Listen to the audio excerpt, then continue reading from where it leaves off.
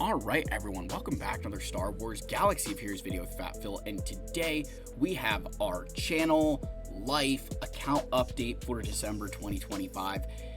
For those of you who aren't in the Discord, I've obviously been absent for about 2 weeks now, and that was because on the 19th of December, my third little girl was born.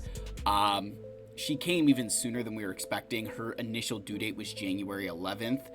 And my wife was having just a lot of pain and contractions very early on, and so they said, hey, we're going to move you up to December the 22nd. She went in for a routine appointment on the 19th, and they're like, yeah, we're going to be delivering the baby today. So to make a very long story short, she had to go to the NICU after she was delivered via C-section. She was having trouble breathing, having trouble with her glucose. So it was about she was born at 12:53 in the afternoon. I didn't go back to see her until about 4 o'clock. My wife didn't get to go back until 6 because she obviously was still recovering from her surgery.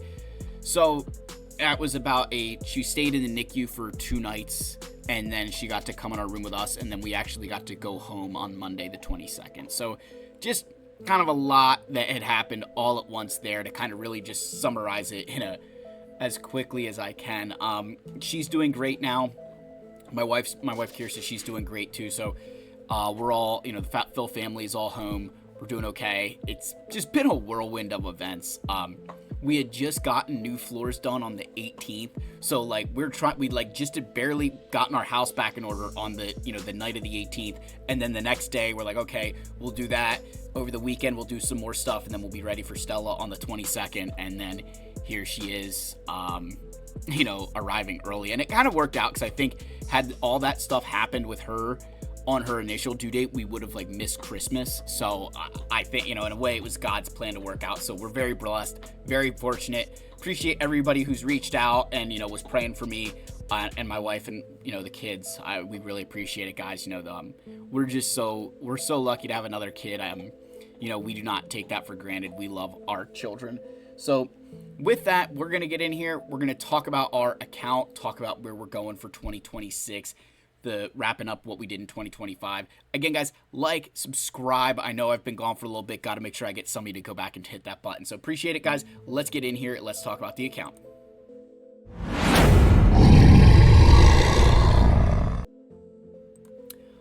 All right, so let's start with just some Lightspeed token action. So POW is now Relic 3. This was from the token we got in the holiday calendar. This one here, the bonus calendar they gave us. So I used this chromium one on POW. That kind of helped me get ready for Rogue One. So that was kind of, so he could get used there. I then, for the journey quest, that we got the Jedi token, I used that on Juhani. And then I took her to Relic 7, kind of preparing to use her with the Stranger, Starkiller, Relic 7 at this point, it's a new Relic 5. So kind of had to spend a little bit there of my Relic stuff. Tusken Warrior, she is finally not just 7-star, she is also Relic 6. I used the token that CG gave us, that free Kyber token. That's what I used here. Got her to Relic 6 from that 7-star. And now that means that all of my legacy units are 7-star. She was the lone character that was not 7-star in my roster. That wasn't like a new, unit. That's now done. And so in conjunction with that, I then took Tusken Chieftain and Shaman up to Relic 3. And I felt very validated that I'd never bought that Lightspeed bundle.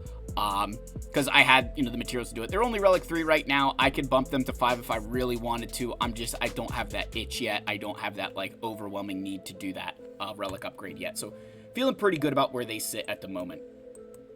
I also took Baze Malbus to Relic 5. So that was, again, just kind of polishing off some of those, one-off characters that kind of were hanging in my account that I could use in certain teams. So that's one where just to make this Saw Gerrera team kind of pair him with Sharud way a little bit better. I wasn't sure. I tried to go back. I couldn't remember if I did my Pirates to Relic 7 in November or December, but they're now all Relic 7. This was just kind of with Relic Delta going on. I wanted to make sure that I had them at least at a semi decent, respectable Relic level. So those guys are now Relic 7, kind of, above that Relic 5 threshold that I still have my Chad Batch 2 at.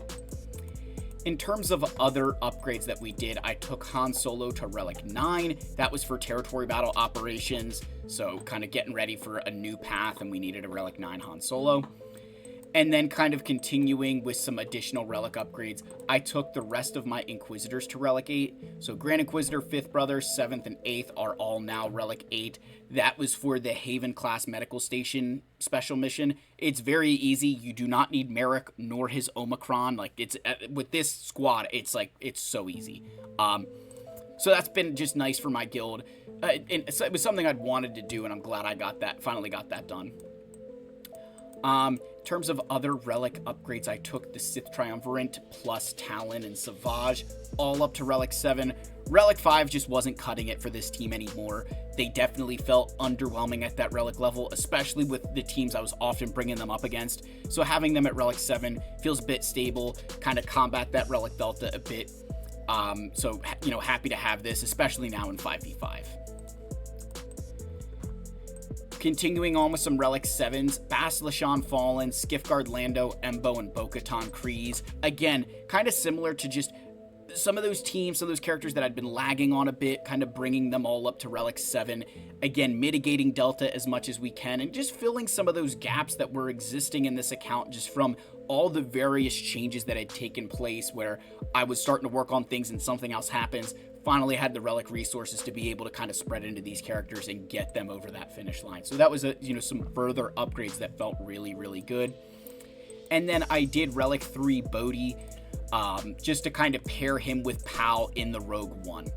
So that's, this was 2025 was a very successful year, I would say. We did a lot of really, really good things. Really excited to see what 2026 brings.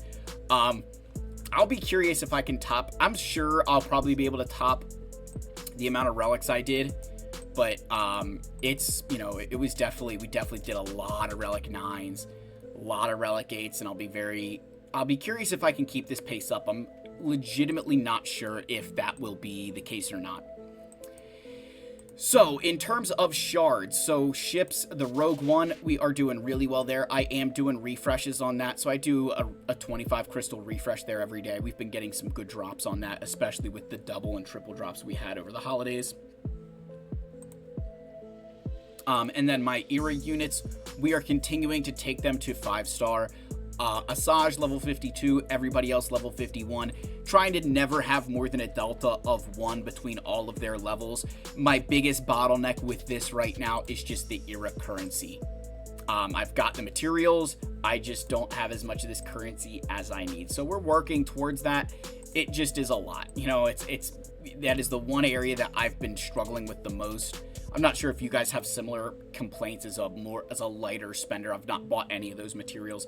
But now that I've completed the episode track, I'm hoping that this 7,500 will start to really make a difference, and I'll be able to quickly kind of do some additional upgrades on these characters. So I kind of am plateauing in Coliseum a bit. Now I'm placing significantly higher than I was before. Before I was in the low 80s, at times in the 90s. Now I'm in I was actually in the top 30 for a little bit, kind of falling into the 40s, which I feel that's about what I would expect based on my level of investment into this era stuff. Not going that much crazier with that. So otherwise, we're just kind of waiting around. I am buying, in terms of the episode shipments, I am buying the shards for Forlom, Zuckuss, and the Rebel B-Wing. I've been doing that. Again, those are I have to say I really do like those purchases. Those have been really, really good for me and helping my account kind of progress. I don't know if I'll be able to do that with the upcoming Datacron change. When the purple set sunsets, when does that happen? So that will be sunsetting the end of January here. When this sunsets, I'll have to start recuperating some of those episode tokens, and that way I can buy the new set of Datacrons and invest in them to certain levels. So again, feeling pretty confident, feeling pretty good about where all of this is. Then finally, guys, just kind of, thinking ahead here, so we are going to be unlocking the Stranger in a few days. That will obviously be a huge boost to the account. Planning to take him to about Relic 8. I did start working on a mod set for him, hoping we can kind of still get this to be a little bit faster. Would be very honest, I really wanted to get faster. Like really wanted to get faster. Just because I think he wants a ton of speed, so it's just gonna kind of depend on how fast I can get him there. Just kind of other like housekeeping notes. One area that I really felt the impact of certain things on is these just random light speed tokens we've been getting. Like if I look at the characters that I don't have at Relics yet, so you figure we're going to be getting a Empire Lightspeed token that I'd probably plan to use on Imperial Probe Droid. I will get one for IG-11. I will get one for Queel. I will get a Mandalorian one, which I will use on, where is she? On the Armorer. As these Lightspeed tokens kind of continue, Droid one that I will use on Staff, I'm getting very excited because every single one of those tokens that takes a character, even just to Relic 1, like Droidica here, even just getting to Relic 1, that saves me a ton of Gear 13 gear. And that Gear 13 gear allows me, not having to equip those, allows me to spend more of my resources on Electrum Conductors and Zimbato cards here, which is huge. That's a massive area. That's a massive bottleneck for my account, is those materials. So being able to get those in greater quantities is huge for me. It's something that is really going to help my account kind of continue to progress on as we work through the game and continue into 2026. Looking ahead and kind of thinking about what else we're going to be really looking to do, it's starting to give ourselves some luxuries. So someone like Cara Dune, putting her in the Saga, bringing her to Relic 7 for the Saga Rera mission. Everybody say hello to Dobby there as he ran across the screen. Bring her to Relic 7 for the Saga Rera mission. She's really anti-Empire. She'll be able to stun and remove turn meter. So that would just be a nice little like luxury for me to make that mission just a little bit better. Maybe potentially press auto on that. But even to other extents, it's going to be maybe increasing relic levels on characters to give me more options in combat missions. I've noticed some huge increases in the ease of missions as I've built other characters. So looking to continue that trend and get some better units to higher relic levels in order to just continue to progress this account along. For TB and obviously in other game modes, PvP. The final thing I'll say, guys, kind of thinking about 2026 here, is Relic 10. So as everybody knows, I have been getting loads of crap from Egnards because I haven't put Relic 10 on Wampa. So we're going to do that here. We're going to go ahead and equip that. Just kidding. I'm not doing that. I am not spending any of my Relic 10s right now. And I'm going to tell you guys why. I want to wrap this up on why I'm not spending my Relic 10s. I think back to when Relic 8 was released, when Relic 9 was released, a lot of players hopped on the train immediately, equipping Relic 8s, equipping Relic 9s left and right. And their first couple they put on were smarter investments, GLs and high value characters.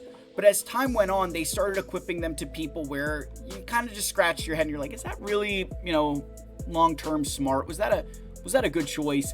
And I felt the same thing with Relic 10, that like a couple of your initial ones, yeah, those are probably good decisions. But you keep going through and all of a sudden maybe they're not. And the other side of that as well is you don't know when Relic 10 will become a requirement. It was about a year for Relic 9 and about a year for Relic 8 before they were required for something. I don't know if that will be the case with Relic 10, but I'd rather have a bunch of them in my back pocket when that reality happens than not have any at all and need to like scramble to get those materials. Because whenever you equip a Relic 10, it's not just about the relic levels themselves, right? It's not just, this material and this material. It's also all of this stuff. It's your signal data.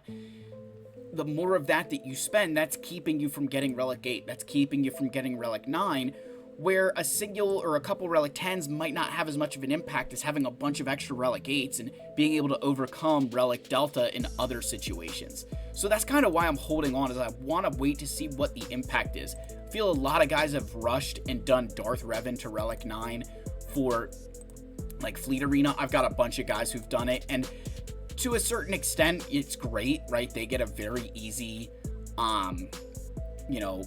Fleet Arena climb, if you will, like a very easy, climb, because that's like what it's supposed to be important on. But let's just use this guy, this guy here, Jonathan, at Relic 10. He has that Relic 10. That's awesome. But if he ever fights a low kick here at Relic 10, then it's back to the mirror match. And that was kind of my entire reason why I wasn't sold on this Relic 10 for Leviathan, is because there's enough people who are equipping it that it's just going to be, you're going to run into enough people where it's not going to make enough of a difference. Not that there isn't some benefit to that Relic 10, but it's not like it's stopping me from beating any of those guys. And that's the mentality that I have with it. I understand that you're like, oh, it's quality of life, but I guarantee you they spend more time figuring out who to battle because, okay, I want to use my Relic 10, rather than someone like me who's like, yep, it really doesn't matter who I go up against. I'm just going to go into this battle and I will win one way or the other. Like, it just, you know what I mean? It just doesn't, it's like you're adding an extra step to your thing of like, okay, are they Relic 10 where like you just keep it at Relic 9 and you're going to spend just as much time? I don't know. You tell me what you guys think, but that's kind of the account update, the life update 2026. I'm really excited to see what comes after the Stranger in Conquest. I'd love it to be a ship. I'd love to just give myself a break from Omicrons and relics and mods. Allow my account time to breathe, because very soon we're going to have 7, new characters come in that you're going to need mods and relics and all this other stuff for, and it's not going to be fun. It's going to be a lot of stuff all at once. And for some of us, myself included, if you're not careful kind of in these eras where you're accumulating that gear, you could end up in a situation where you're not going to have enough for every single one of those characters to impact your account the way that you'd want.